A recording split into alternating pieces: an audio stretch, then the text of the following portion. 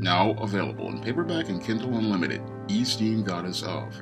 Hell's aspiring angel takes on a demonic dominatrix in this action-packed all-new Esteem series adventure. Get Esteem Goddess of in paperback and Kindle Unlimited today. The 2019 version of Charlie's Angels flopped at the box office, only making $8 million, and according to its director, Elizabeth Banks, it's all men's fault.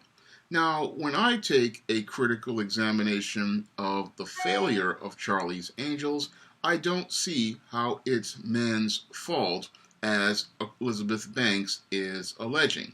Now, according to your Elizabeth Banks a few months ago, when she launched the initial trailer for Charlie's Angels, the core audience she was targeting with this allegedly feminist film was supposed to be primarily an audience of women. And if your Elizabeth Banks was primarily targeting an audience of women, then why isn't she pointing the finger at all of those women out here for not spending money to buy tickets to go see her adaptation of Charlie's Angels? I find it interesting that your Elizabeth Banks, after making this Charlie's Angels movie that was supposed to be promoting feminism and female empowerment, wants to point the finger at men who were not the core audience for the Charlie's Angels film, and want to blame men for not wanting to go see a movie that was not designed to appeal to them. So she's blaming an entire gender for not going to see a movie that was not targeted to them as a core audience, and that's just something that's really baffling, and it's just par for the course as it relates for the hypocrisy that many feminists have as related to their arguments. They want to talk about female empowerment and female rights. However, when it's time to take responsibility when things go wrong, they want to go out here and point a finger at men. And your Elizabeth Banks has to shoulder all of the responsibility for the failure of Charlie's Angels, because it was her idea to go out here and create an feminist adaptation of Charlie's Angels and make this version that was nothing like the original source material. Now, anyone who knows about the history of Charlie's Angels back in the 1970s knows that Fred Silverman, when he greenlit Charlie's Angels for its television run, originally wanted a jiggle TV show. And what a jiggle TV show was a program that was all about showing us incredibly sexy women showing off their breasts and buttocks to the audience while they ran a thin plot around the story. This is why Charlie's Angels featured incredibly attractive women like the late Farrah Fawcett, Jacqueline Smith, Cheryl Ladd, and in later seasons, I can't remember her name, Tanya Roberts, and Kate Jackson, and the whole show was all about showing hot women with model bodies in bikinis, and as they went out to investigate and go undercover in numerous types of situations. And the show's jiggle factor would have actually been worse had Kate Jackson not stepped in and asked them to tone things down. But the whole premise of the show from Fred Silverman's inception was always to be a jiggle program, more focused on TNA. And the reason why they wanted to focus on TNA in the original Charlie's Angels was because they were primarily trying to target an audience of men and teenage boys who had the Farrah Fawcett poster on their wall so that they could see incredibly attractive women in these tight outfits, in these bikinis, and they could see a male fantasy. So basically, the original Charlie's Angels, while it did present some images of women in doing private investigations. The imagery in the show was originally designed for men. And the show was designed to appeal primarily to an audience of men. And that's why Elizabeth Banks's Charlie's Angels adaptation for 2019 failed miserably because she created a Charlie's Angels that was diametrically opposed to what the original source material was designed to be about.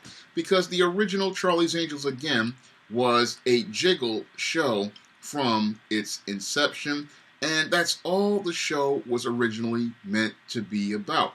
But your Elizabeth Banks thinks she can take a show that was designed to appeal to audiences of men and then try to turn it into this feminist message and this feminist concept.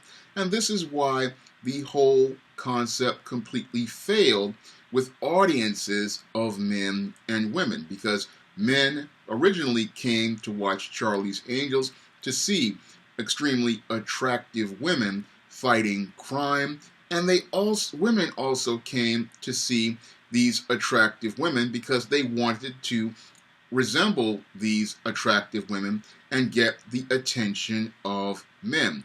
There was never a message of female empowerment in Charlie's Angels from day one, and sadly, your Elizabeth Banks didn't do her research on Charlie's Angels, and I don't believe she intended to do her research on Charlie's Angels.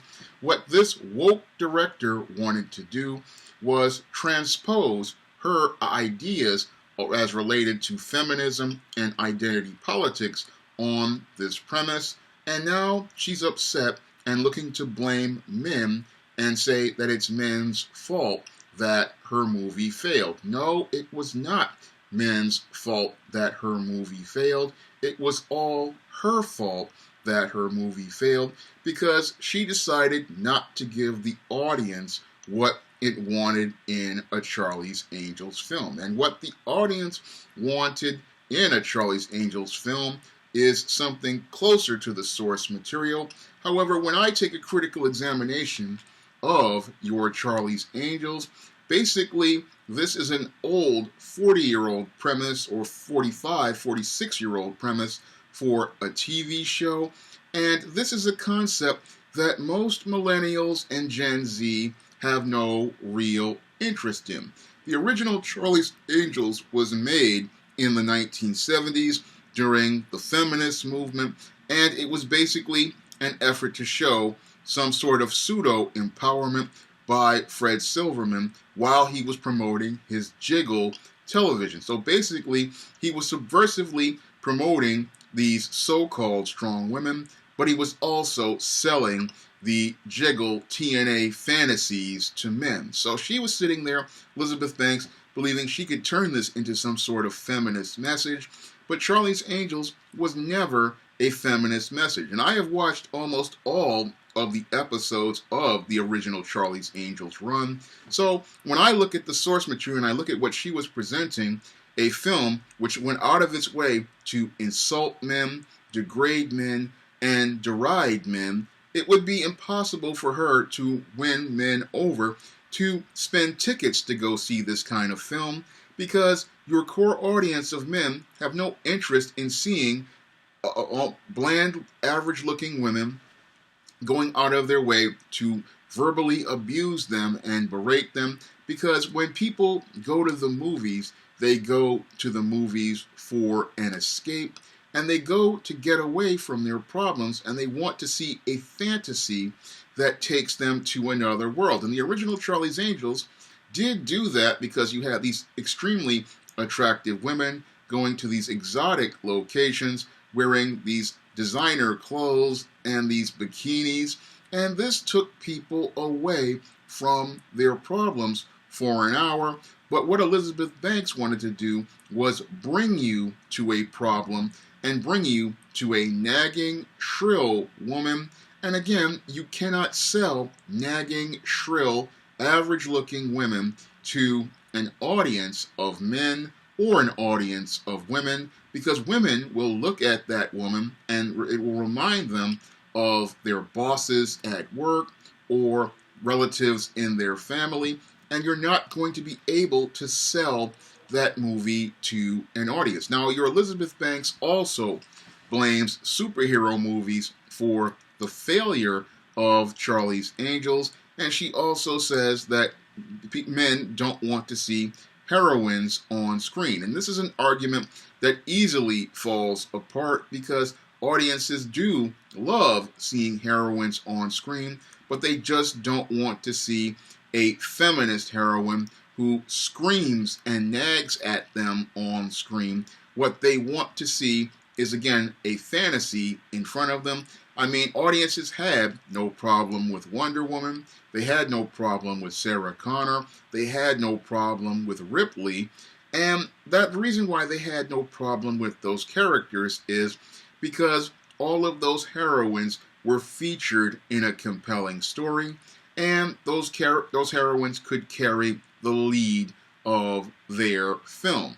They could carry their film from beginning to end because they had a compelling story, and they had a story that answered the critical question most screenwriters have to answer when they pitch a script to a studio, and that question is, why should we care? And the audience couldn't care about Charlie's Angels once they saw this film's trailer, which was chock full of misandry, chock full of identity politics, and was more about social justice than entertainment. And that's the big problem with Elizabeth Banks' Charlie's Angels. It was more about her promoting her own personal agenda rather than providing a commercial product that entertained the audience. And even worse, she wanted to resurrect a 40-year-old franchise with a premise that was diametrically opposed to the original.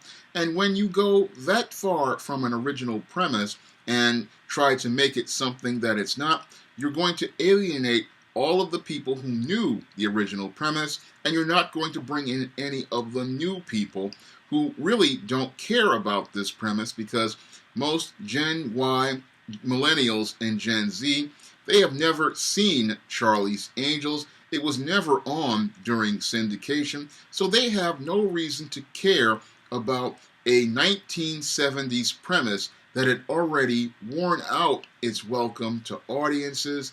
And most audiences today, they don't know these characters, they don't care about these characters, and the whole world of Charles Townsend Investigations is a completely different world than the world we live in today, where women have a majority of the jobs, women have a majority of the votes in America. So this film, which was about female empowerment, is a completely outdated concept when you think about the statistics for America and the census, because again, American women primarily have most of the jobs here in America. American women are employed in executive and management positions in many companies these days, like your YouTube right now and your Google.